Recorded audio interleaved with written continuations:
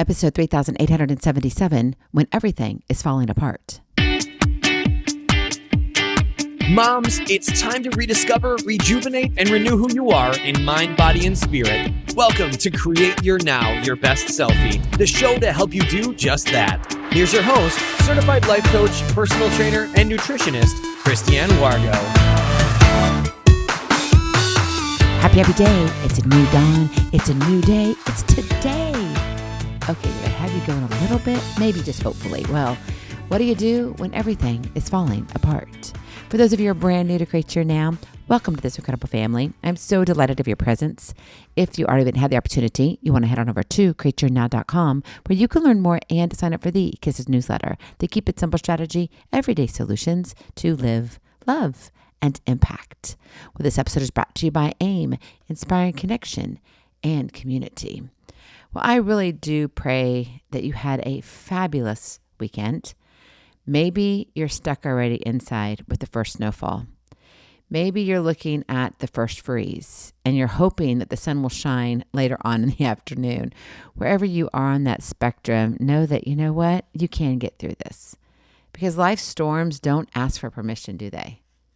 They just come at you. One moment you're steady. The next it feels like the ground beneath you is crumbling. Demands from others pile up. Your own expectations weigh heavy. And the dozen of responsibilities feel like a relentless avalanche. It's like, where did this come from? Why could I not catch a break? What do you do when everything is falling apart? What do you do? Because you do know that you'll never control every piece of the chaos. Have you tried? I have. But you know, trying to do so only drains your energy and keeps you spinning in one place. You just keep going round and round and round. And worse, you might not exactly know what must be done. But others have pushed you in that direction, right? In that tight corner where options feel razor thin. And there you find yourself. You're like, how did I get here? It's this no-win scenario. But it doesn't have to break you. Life often feels like a downward spiral that somehow continues upward. A relentless cascade without an end in sight. Do you get car sick very often? Yeah, I do. That's why I drive all the time, because then I don't get car sick. Now, part of that, some would say, that's controlled. That's how I control my car sickness. Yes, it is. And so my husband will tell you he will be a passenger princess for the rest of his life. Technically, he's a passenger prince, but we'll go with it. But what about you? Do you feel like life is just always in this downward spiral, but you're always going upward, so there is no end to it? The key question isn't when will it stop? When will I get a break? How can I ever get out of this mess? But how you keep your footing while it's all crashing down. My friends, you've got to maintain your peace as it disrupts the chaos. That is your Kiss to Keep It Simple strategy. Maintain your peace. And I get it. You're like, have you tried? I know I have tried. And boy, do I have a story to tell you. In fact, I'm going to let you in on a little secret. I'm actually recording this less than 30 minutes before it goes live. Why?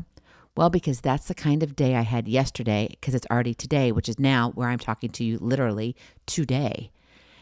And you know me, I'm going to show up just as it is. And we've had a little bit of a crazy happenings. I'm traveling right now. I'm down south with my grandbabies and my daughter, and I'm loving this time, and my mom's here, and so we're having a fabulous time. The cold snap is moving in, but then just up a little bit north, but still south, where we live, it's getting cold there also. And all of a sudden, I get this text. We're in church. I kid you not. We hadn't even been there. Oh, no, that's true. We had been there for about 30 minutes or so. And we were done with the worship part all at the beginning, and we sat down, and I noticed a text that came through on my watch, looked at it, and it was my son, and he said, "What do you do when?" And he just started listing all of these things.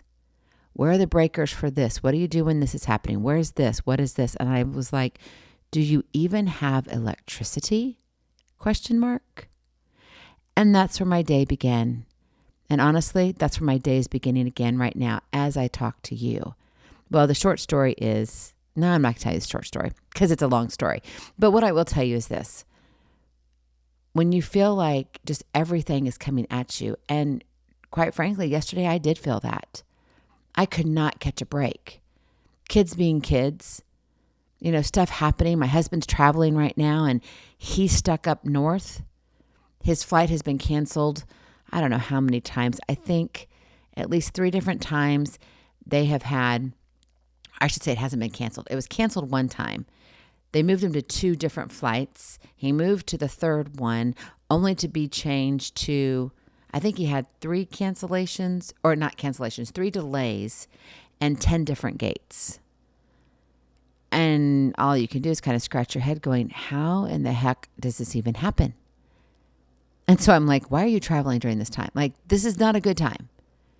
Between government shutdown, between bad weather coming all at the same time. I mean, supposedly Chicago has issued a warning for the first time since I don't know when. And I'm like, that can't be true. I mean, we used to live in the heart of America in Iowa. When we lived there, the craziness was we had snow in October. I'm like, Chicago's further up north. I know they've had that. So I'm not really sure who wrote that and where their research came from, but I question it. Anyway, just to say, at some point, life does come at you. And it does feel like you have those days where everything is going wild. And that was my day yesterday into this morning, as I'm talking to you. And in fact, I just sent my son a text back home and I said, do I even ask, how's it going? And you know what he told me? One word, fine. And I replied back to him. I said, okay, if you're answering me with one word, should I be concerned? ? That's just been our day. Have you ever had those days, maybe weeks, maybe a full season, where you're like, there's just no way I can get out of this? You can. You got to maintain your peace. So what does it look like in real life? The real life that I was just living less than 24 hours ago. And I'm kind of at the tail end of now. Number 1, you got to own your one right thing now, right now, not 10 days from now, not 10 years from now. You've got to own it now. Forget the 10 things you think you need to fix today. Identify the one thing in your control, the smallest action that will create some forward motion or ease in the chaos. Because you see, this singular focus cuts through the noise. Giving your brain a break. Who needs a brain break? I do. I need one. And when you give your brain a break, it allows your brain to stop trying to juggle 100 fires at once. And when everything's on fire, your job isn't to put out all the flames. It's to stop the one that's burning down your house. That becomes a priority. So own your one thing right now. And I get it. Man, at one point, I was literally walking the entire service. I had to leave the church service to go and take the phone call my son, walk through. I talked to about 3 or 4 different people before I actually knew what the plan was. But let me tell you, in that hour and 20 minutes that I was going through all of this, I was already in my head going, how can I get there? I'm 3 hours away. How can I get there? Come back with the grandbabies. How can I get there and fix everything? But if I get there, what can I really do? And why would I want to go there if I can't really do anything? I mean, it was one scenario after another. While I'm talking to these people, trying to figure out what I'm supposed to do, talking to my electrician, talking to my handyman, talking to another person that I really, really trust, and then figuring out what in the world do I do next? And then I think it took me 3 different phone numbers to finally get a hold of our electrical company. I kid you not. And all I could do was pace. I walked and I walked and I walked. But you see, here's the thing. I finally found the one right thing to do. And I started with that. Now, I can't tell you that my mind wasn't going in 20 different directions, but I put in action the one right thing, or what I thought was the right thing right now. And that's what I did. So you got to own it. Whatever that is, own it. Number 2, create a boundary fortress. Yeah, you can tell I needed to build a castle. And I thought, could I just protect myself? Don't you want to do that sometimes? You want to protect your heart. You want to protect your family. You want to just have these huge walls, maybe literal or mental, right? Because the moment chaos tries to pull you under, you want to build a wall. You want to have that fortress. To do what? To protect your peace. Say no, delegate, unplug or step away. Protecting your mental and emotional space isn't selfish. It's strategic. But a lot of times we're sitting here trying to figure out some of the things that, you know what, if we just said no, everything else would change. Now, obviously, in my situation with the electricity and all, not a good thing. And understand this, I was also upset. Okay, I wasn't upset. I was more or less kind of worried because we've already had issues, okay, previously. And I didn't want to have to go through things again. And I'm like, I've got a pool that I have to have up and running. We're going to be below freezing for 2 nights. I have got to have something happen.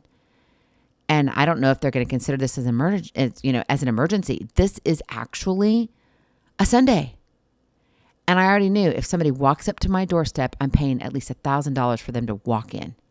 I was like, I really didn't put that in the budget. Do we ever? I mean, come on, seriously, right? Now, this isn't an oh, woe's me moment. This is what are you really doing in real life? How are you able to function without losing your sanity? Well, you got to create a boundary fortress for sure. Because without these boundaries, the pressure you feel will suffocate any chance of recovery or clear thinking. And when you can't think clearly, where's that going to take you? Nowhere fast. So even if you can have a 10-minute no distraction bubble, that can reset your stress thermostat and give you a moment to breathe. Just breathe. I haven't had that. In fact, I've been writing this, so I haven't had that yet. And I'm thinking, where am I ever going to get to the other side of this? What does it look like? And even when I'm done recording this, okay, we've got less than 30 minutes before it goes live. My husband is still stranded in an airport because of all of his cancellations. And I'm like, I can't do anything, right? But you're hurting for, your spouse. You want them to be well taken care of. And his flight, he was supposed to be home like at 3:00 today. And where are we now? Ridiculous, right? What do you do? And then finally, number 3, anchor yourself with reality, not fear. Chaos breeds stories your mind concocts, right? It does. And you can start believing those so quickly. And you take those stories and you add the words like never or impossible or overwhelming. And what does this storytelling do for you? The narrative that you're painting, it fuels panic. You're like, oh, I can't do this. And you feel like you're suffocating from the inside out. You're still breathing, but not the way you're supposed to be breathing, right? So instead, anchor yourself with facts. What is true? What have you done so far? What resources can you lean on? Who can you call? Ghostbusters? Okay, no, not really. But in my situation, I was like, who could I call? Ghostbusters. Like, I was open to anybody because I felt helpless. I couldn't do anything. I couldn't see anything. My eyes weren't there. My son was there. And of all people, he could be there because he's an electrical engineer. I'm like, I've got the brainiac right there. Like, if anybody can do anything, at least my son knows stuff, right? And he can have true logical conversations and understand what's happening. So maybe if we need to figure out a second or third option as to what we can do to get out of the mess, we might be able to lean into that. But first things first. So you've got to ground yourself in reality, not fear or what if fantasies, because my goodness, you can go there so fast. And when you ground yourself in reality, it creates a stable platform from which you can make decisions. And that is vital to taking that next step, right? One step at a time leads to miles of greatness. Your greatness is dependent on your next step. Otherwise, are you hitting the mile mark? You are not. So it's not about denying the struggle. It's about refusing to let worst case scenarios call the shots. As you know, nothing will magically stop the storm. But how you respond will give you the space and clarity to navigate through it. So as I was pacing outside, the wind was blowing, leaves were falling. I was leaving my footprints in the damp grass there. And believe it or not, I was wearing sandals. And so little bits of dew were popping up on my sandals. So my toes were starting to get cold. And I just kept walking in circles, feeling like I had no control. And I was literally feeling like I was spiraling.